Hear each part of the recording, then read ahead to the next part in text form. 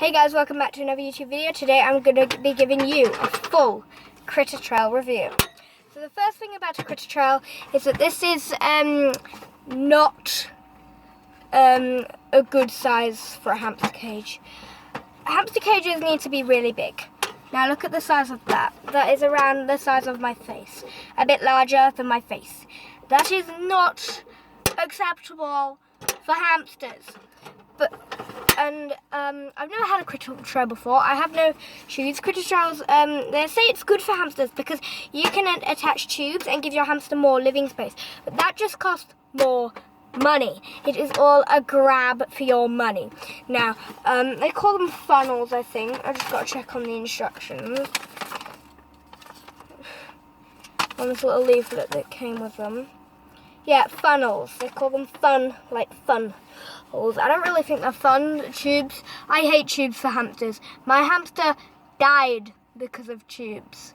Yeah, he got stuck. He was a Syrian. He got stuck in the tubes. None of my hamsters have tubes now. So, I don't support critter trail. This is the only critter trail cage I've got. I do not give them money. I do not support them. So I don't have any of these tubes. Actually, I didn't even buy this. I got this for nothing from the charity shop. It was brand new. It came with everything. But I got it brand new from the charity shop. So I didn't even buy this. I would not waste my money on a critter trail. Now, next thing is the water bottle. Look at that water bottle. How do you even fill it up? Like, there's no way to fill it up. You have to... And apparently they're meant to drink out of that. That is just going to leak everywhere. Like, you're not getting this, are you? That is going to leak. Do you see how tiny that hole is? That is going to leak. If I fill that with water through that hole, and then I turn it upside down, the water is going to spill out. 100%. So I don't even know why that's there. I don't want that to be there, but I don't have a plug to fill in this hole. So it's got to stay there. It can just be an object in the way. I don't really know. I don't even know why they invented that, but they did, unfortunately. So, next thing is this food bowl. You want to see the size of this food bowl? You probably don't, but look. Now, food bowls don't need to be big, but I like to give my hamster a good big food bowl, and then put a little bit in it, so you can, like, rummage around the food bowl for things.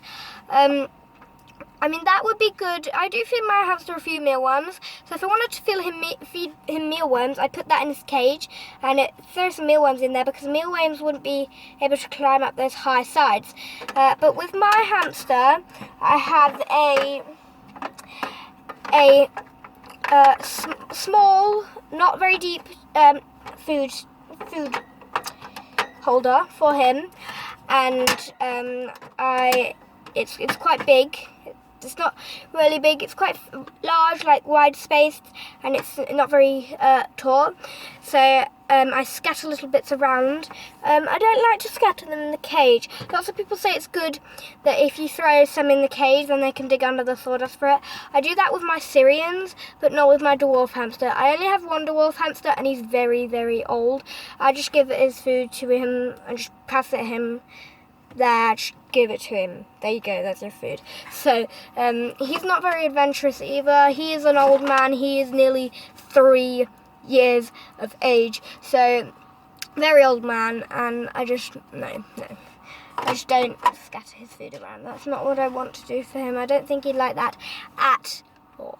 Next thing about this cage is the size. That is the size of my freaking face. Literally. That is as big as my face. If that. It's a bit bigger. A little tiny, meeny, weeny bit bigger than my face. And it's like Critter Trail is saying that this is good because you can put your tubes in and make it bigger with bigger cages. I mean, the biggest, the Critter Trail 3, which looks to be the smallest, the largest actually. I'm going to have a look on the leaflet. I'll show you the leaflet. So there's the Critter Trail 1, which is the one we've got here. The Critter Trail 1, I believe, yes. Critter Trail 1. I don't even think that's the one we've got. I think the one we've got is even cheesier. Anyway, there's the Critter Trail 1, the Critter Trail 2, and the Critter Trail 3. That seems to be the biggest, but then there's this, and this, and then this. I don't even know what this is. It's just expanded garbage. So, basically, and what gets me a bit annoyed is this one. I don't know if you can read it, but it says, clearly the number one choice in spacious small animal, I don't know what that says, systems. So that says that is a number one choice in spacious. That's a big word for that. That even looks smaller than this critter.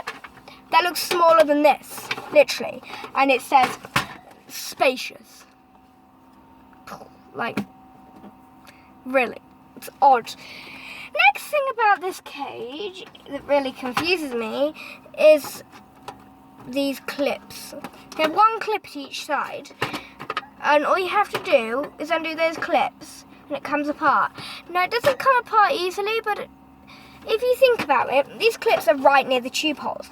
So a little child might think, oh, I've got to undo these clips here to get to my tube. Yeah, that's what I've got to do. Oh, whoops, whoopsies. What have I done now? Do you get what I mean?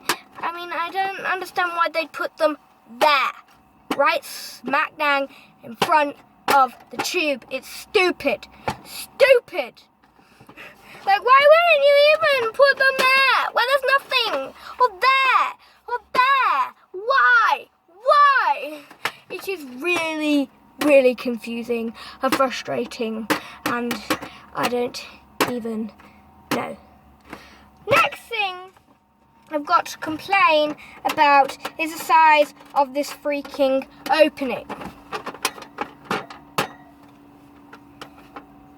Normally, hamster cages will have two, one at the top and one at the side, or like my small super bargain hamster cage I got from Home Bargains, which was £5. It's quite a big cage. It is actually a really big cage for £5. It's huge, and that has a massive frontal opening where I can get in, and my hamster Daniel is in there, my dwarf hamster. But the opening on that is tiny. I mean, I could barely fit my hand in there. It's super hard to open because you've got to press it in. It's like, wow, super hard to open. Like, if you were a little kid and you didn't know what you were doing, you'd like be trying to rip it off, and then it'd probably break because it's made of cheap, crappy plastic. Next thing I need to complain about is these iron bars. They literally are a ladder. And you know why that's a problem for me? Because hamster is going to think, oh, you know what, I can climb up these, I can climb up. And normally in hamster cages, there is bars at the top, which you see we don't have here. So hamster's going to climb up, he's going to climb up, and he's going to go, oh, what am I going to do? And he's probably going to fall off. Not definitely, because there's still bars there for him to hold on to, but it's like a ladder to nowhere. I don't get the point in it. I'd have them going downwards, like that one, not along. I hate any bars that have ladder bars. I hate any wire cages that have ladder bars. I don't like them, unless they have a wire top. But I still don't like that because the hamster's monkey bar and then they fall down. Even though there's a lot of bedding that stops them from being hurt, still, I don't like it. My old hamster, he used to do backflips off the top of the monkey bars, off the top of the cage, because we used to have this really large cage. It was a short cage.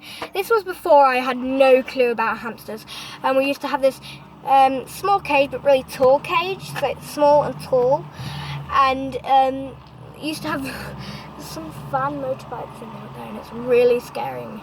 Anyway, it's quite tall, and it had loads and loads of levels. It had about 6 levels on it, and he used to go to the top level, monkey bar, and keep in mind this cage was like really tall, and I used to be so scared for him because he'd go to the top of this cage and literally monkey bar and then backflip off of the top of the cage, and then he'd fall right down to the bottom, and then he'd run on his wheel. It was crazy, but the opening is just not big enough. I can't stick my hand in there properly. I mean, and it's hard to open, and I just don't like it. No. I mean, I can get in there. It's not like, oh, I can't get in there, but normally I like to be able to fit both hands in nicely. When I try and stick both hands in, one gets scratched on the side of the cage. Ow! And the side of those cages are sharp AF. Like, seriously. That rim is super sharp. That is hurting. I mean, I would show you my hand, prove that there's scratches, but my hands are really dry from eczema, so you can't even tell because I scratch myself anyway, so this is just bad. But you want to know a little story why I've actually got this. It's not for a YouTube video. The reason I have got this cage might shock you a bit, because of all the things I've just said, I know I'm about to tell you this, but you're probably going to be really shocked.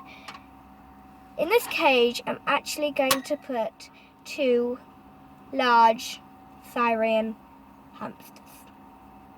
Yeah, I know you're probably thinking, what? You're complaining about this cage and you're going to put 2 hamsters in it? Yes, I am.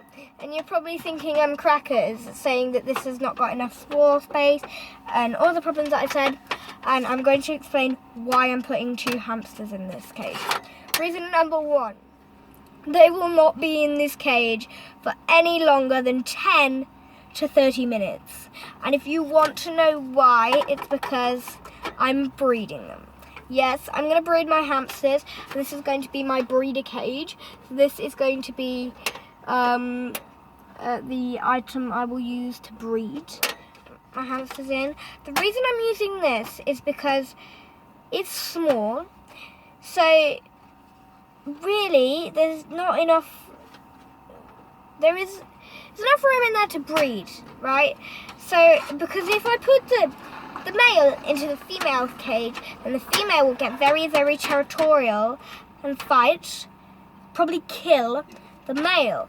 But if I put the female in the male's cage, then female could just kill the male anyway. So, female hamsters are quite big, aggressive, and scary. So, I could just... No. So I'm going to use this here. I'm going to use it to breed them in. They will not be in this cage for any longer than 20 minutes. Guaranteed. 30 minutes at max, sorry. I'm just working... If you wonder why I'm in the car, I'm working at the charity shop. Well, I am working at the charity shop as well. But I'm filming a video right now, as you can see. But my nan's working at the charity shop. So that's why we're in the car, and I'm looking over there because the woman's just gone and donated a bunch of toys.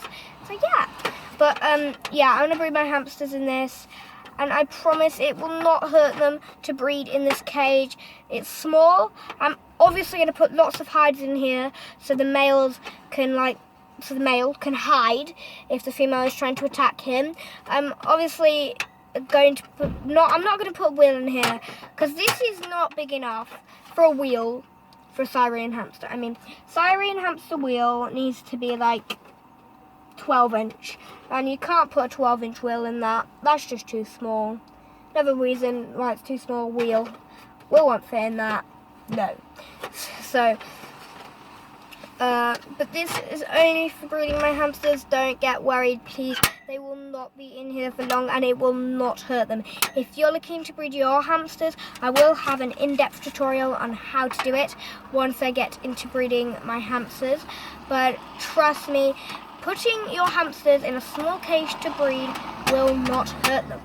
If you're wondering what's happening to this poor ice cream squishy, then I'm just shoving him against the thing, smacking the cage with the ice cream squishy.